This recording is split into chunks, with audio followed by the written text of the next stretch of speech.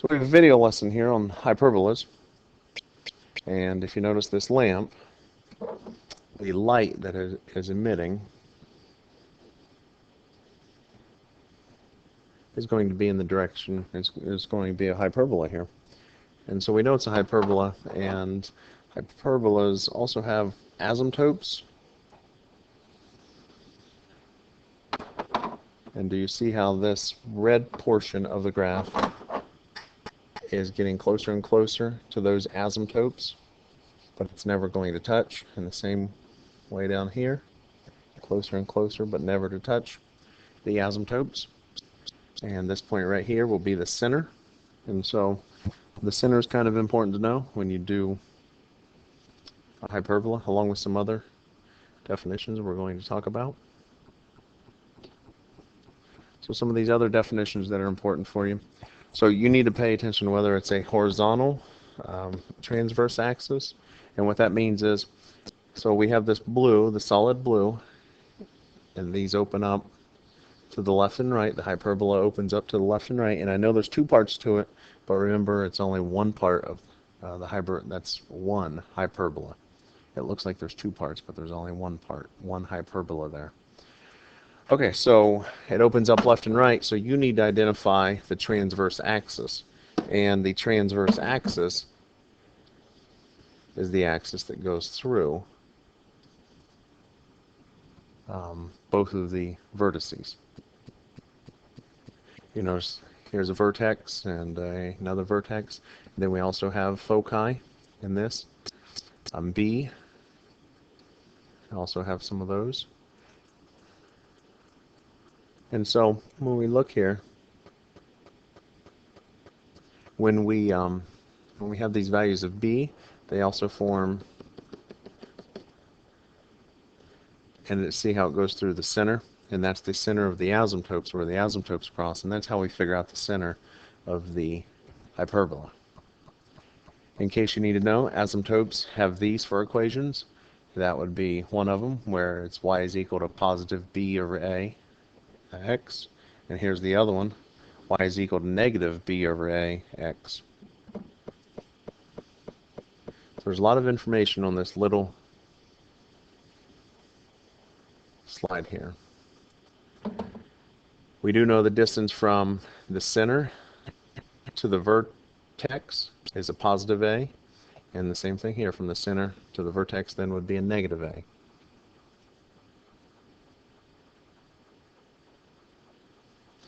Here is going to be our equation in standard form of the hyperbola. Once again, hk is going to be the center. hk is going to be the center. A is the distance to the vertice, and b is going to be these values here. So yeah, that's a horizontal transverse axis. That's kind of what you need to pay attention to when you're doing these, whether it has a horizontal or a vertical transverse axis. So if it's horizontal, you know x squared over a will be the first part of the equation. And I know we have x minus h squared, but you know x will come first. But then here in the second part, it's also pay attention that it's a minus sign there, because if it's a plus sign, then that's an ellipse. So make sure we have a minus sign in the formula. So the next one here, we have the same information, except now we have a vertical transverse axis. The asymptote equations are a little bit different. It's negative a over b and positive a over b.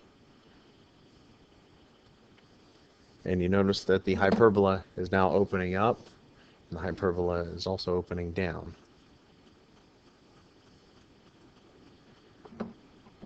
The equation looks a little bit different because since this has a vertical transversal axis, we know the y part will come first, and it's still a squared and b squared. A squared still is on the left, b squared is still on the right, but the x and the y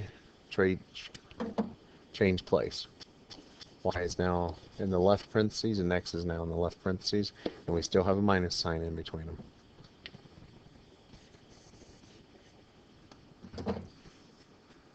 Okay, any major questions about this?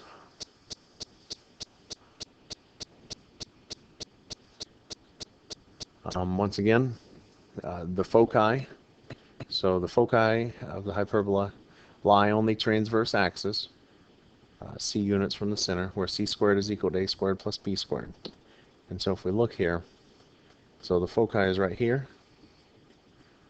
So c squared is equal to this number squared.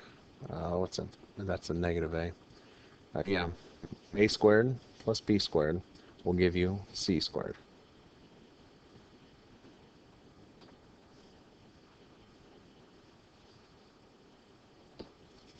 And so now here's your first example. It says identify the vertices in the foci. Well, we have this equation, and so since it says y squared is on the left, well, we need to pay attention. Is a is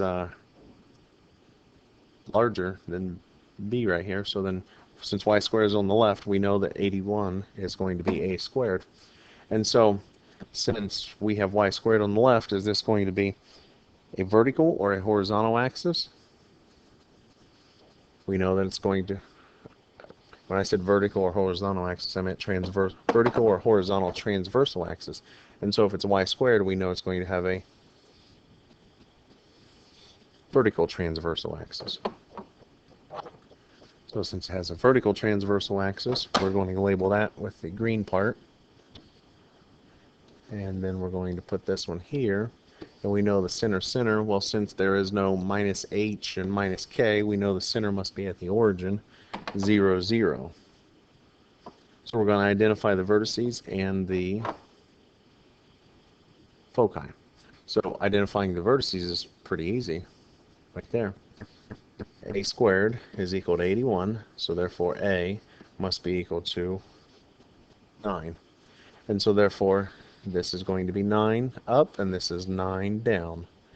So that would be, the vertice would be 0, positive 9, and 0, negative 9. So there would be your vertices. Now your foci is going to be not this number. Remember, that's going to give you b squared. The foci is c units away. So that should be c, the letter c. Well, how do we get that? C squared is equal to a squared plus b squared. Well, b squared is going to be 25. So therefore, if we have 81 plus 25, that's equal to c squared. And c squared is equal to 106. And how do we get c by itself? We take the square root of both sides. So we're going to say positive negative 106. And then the foci here and here will be 0, positive 106, I'm sorry, square root of 106, and then 0, negative square root of 106. And so that's how you identify the vertices in the foci. All right, so let's look at the next one here. So if this one's asking you to identify the vertices in the foci, I'm going to give you a moment to try to figure this out. And so maybe you can take a moment, and if you do that, you pause it, hit play when you're finished. All right, so I noticed that it says x squared. So if it says x squared first, that means it's going to be a horizontal transversal axis. And so if it's a horizontal transversal axis, the hyperbola will look like that. And so then that means the axis that goes through there. Now, since there is no minus h and no minus k, we know the center is at 0, 0, the origin. And so now we go from here. So once again, a squared is equal to 10, and so that must mean a is equal to the square root of 10. And that's going to be the vertex, so that's going to be positive square root of 10 is that distance there. So that's going to be to the right, actually let me write that up here, to the right square root of 10, up and down 0. But then that could also mean to the left square root of 10, up and down 0.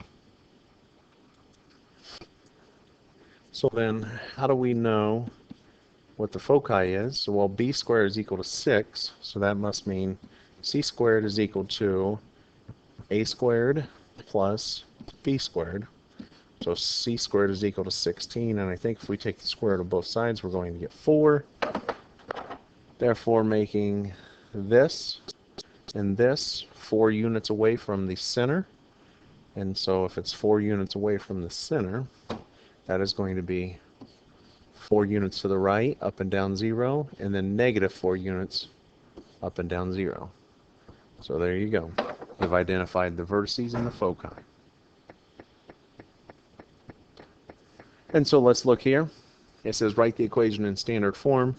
Well, we know that since this is a minus, we have both of them are x and y squareds. Well, we need this to be a 1. So how do we get that 25 to be a 1? The minus part of it tells us it's a hyperbola. It's a hyperbola. If it was a plus, we'd note it's an ellipse.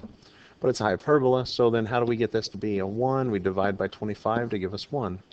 Well, if we divide the right side by 25, we divide everything on the left side by 25.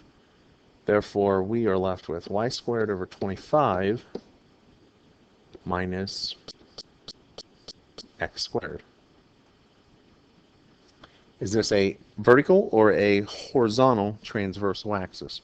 Well, since y squared comes first, we know that that's going to be a vertical transversal axis. And so the hyperbola looks something like this. And so then, therefore, you should be able to identify foci and you should be able to identify the foci and the vertices, just like we just did in the previous couple examples.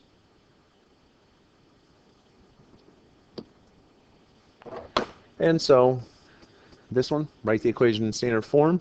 Why don't you try this one on your own? See if you have any questions when you're finished. If you do, check my solution. Okay, so I know I need this to be a 1 on the right side, so I'm going to divide by 4,900. And so if I divide everything on the right side by 4,900, I have to divide everything on the left side by 4,900. So canceling out, it gives me a 1. I know 49 goes into 49 once, and I know 49 goes into 4,900 100 times. I know 100 goes into 100 once, and I know 100 goes into 4,900 49 times. And so this is where we're at.